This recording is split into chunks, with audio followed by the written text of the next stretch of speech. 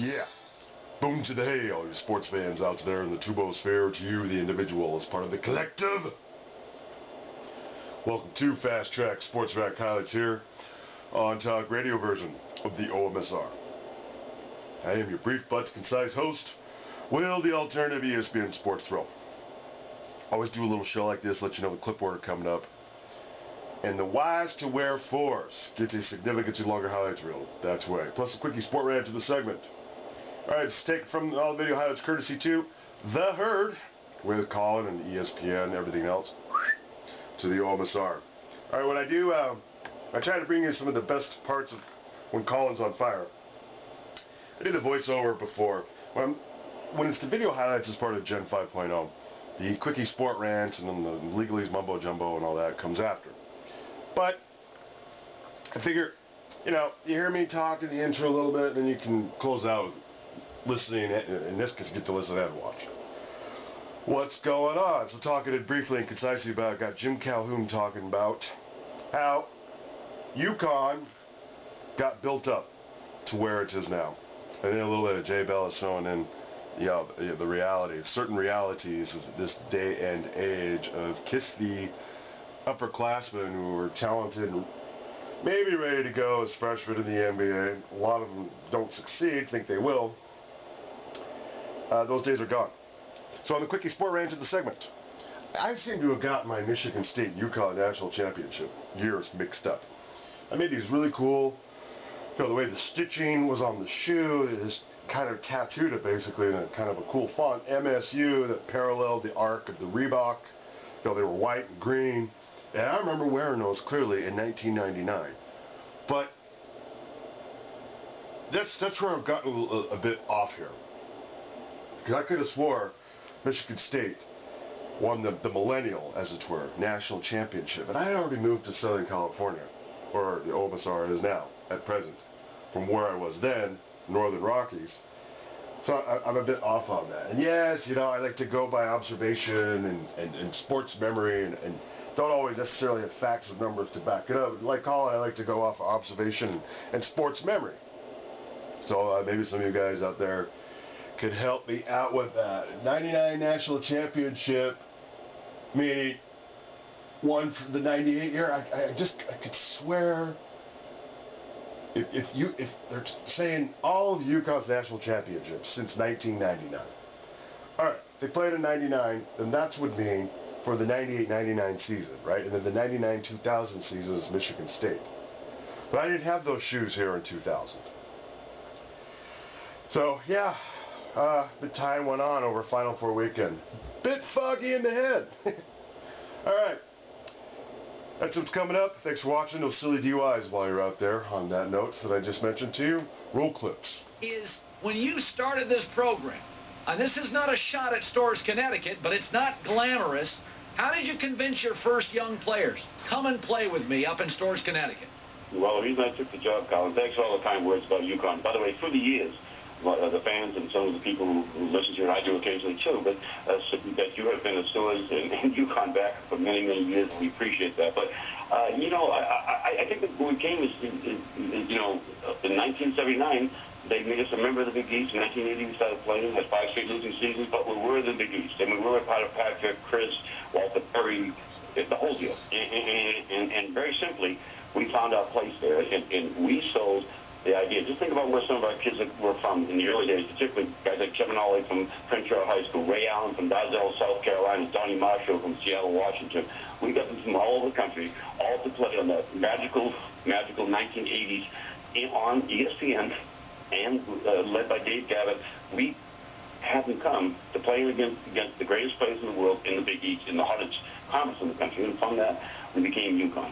So Jim, you basically said, listen, you want to play against Patrick Ewing and Stevie Thompson and Pearl Washington, Syracuse isn't offering you. You went out and found talent around the country and said, you want to play in the best conference, come to Storrs, Connecticut. That was your sales pitch. Without question. My first year we went to New Jersey, and we were trying to recruit them like crazy, the 9th best player there. Well, we could go get the 3rd or 4th best player, as you were 100% right, to play against Alonzo, to play against Reggie Williams, to play against Chris Mullen. And you're right. The first question I asked, generally speaking, was, you know, are you being recruited by Georgetown? Hey, how would you like to beat Georgetown? And that's the kind of the process we had. And later on, we started to get the New York City kids, Charlie Villanueva, Ben Gordon, et cetera. We started to get more Eastern kids, but in the early days, and then we locked up our doors to get Scotty Burrell and some of the great players from Connecticut. Yeah, the bottom line is that it's been a magical run. Yeah, so you start outside, then you build in, and then you go to New York City. By the way, I find the whole recruiting thing fascinating because now it's not high school, it's AAU. Does New York City, does it produce, you know, because the legend, the myth of it is, Jim, that New York City is, you know, it's great high school basketball. Is New York City still a great place to find high school basketball talent? Well, it is, but it's more now, Colin, it's more now in quantity than quality. They've got some great players, clear, that come out of there. But very definitively, you can go so many other parts of the country to find great players. I mean, if you go to California, if you go to so many hotspots, but down south has become we were able to get kids from Jacksonville, Florida, Louisiana. We went all over the country. But New York, it's up there, but it's in the top 5 or 6, but it's no longer the dominant city in the country. Okay, so what did you see in Kevin Ollie, who, by the way, I have buddies who golf with him. Everybody's like, he's the nicest guy. He cares about human beings, not just winning. What was the moment, Jim, that you saw and thought, okay, I have built a dynasty. I'm giving it to him. What did you see and when did you see it? Well, as a player, he averaged 6 points a game, 6.3. He never scored over 20 points in any basketball game. He was a very good player, good assist man.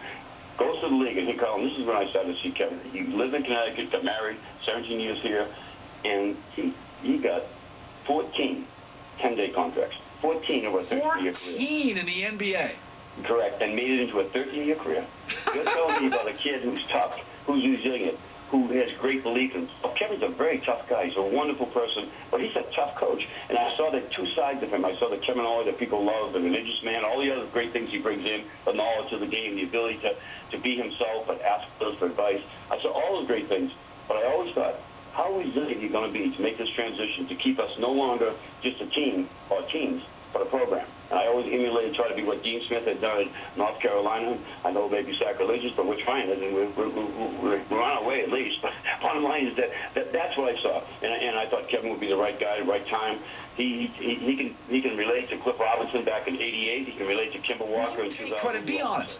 You have created the culture because you're a tough guy. I don't know what your childhood was like, but you're tough. Your players are tough. My dad died at 15, leaving 6 kids, myself. I went to college, left for years. My mother had heart problems. I came back, worked for years as a stone cutter, making gravestones.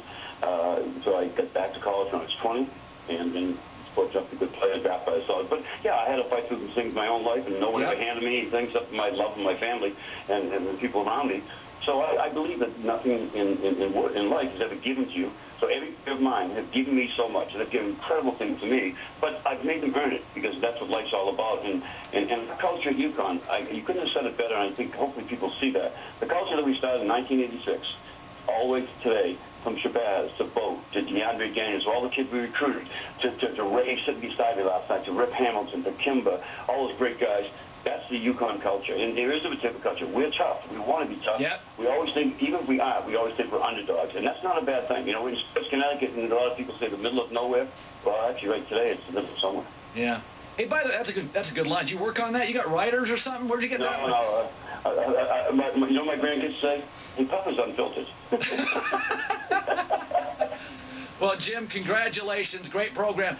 Quickly, Shabazz Napier, good NBA player, great player. I mean, to me, he kind of looks mid-first round, late first round. What kind of NBA guy is he? Yeah, I think about 20, but I think he's going to play 15 years because you don't see that kind of shot. And here's the big thing, Colin. I've heard you talk about this before. He's got an IQ, basketball IQ, about 160.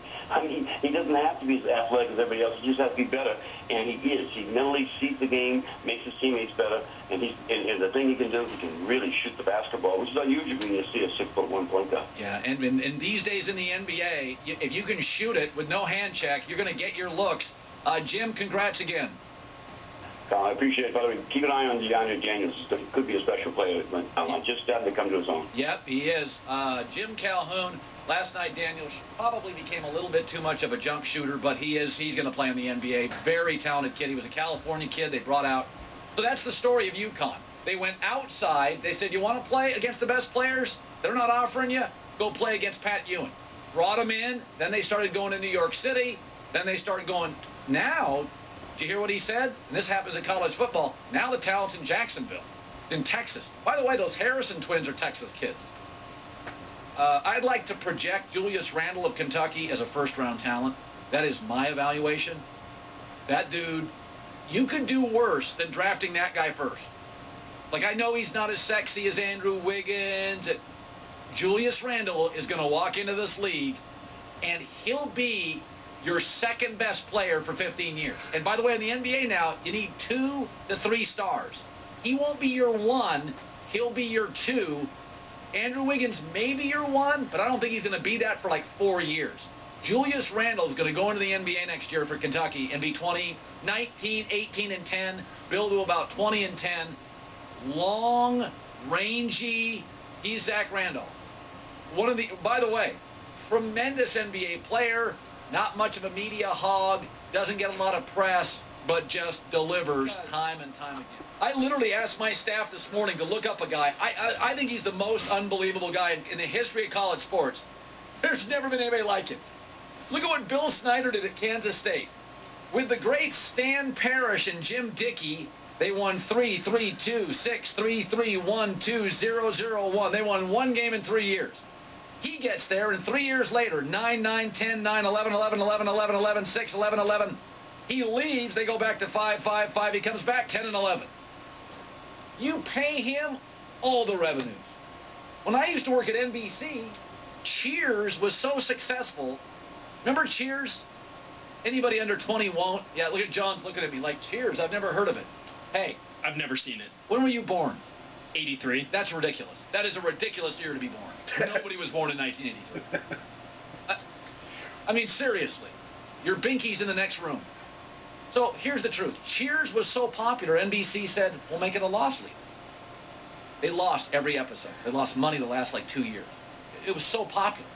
They're like, at some point, the way I look at some of these guys, football's the only thing that makes any money in college sports. You pay that coach whatever it takes.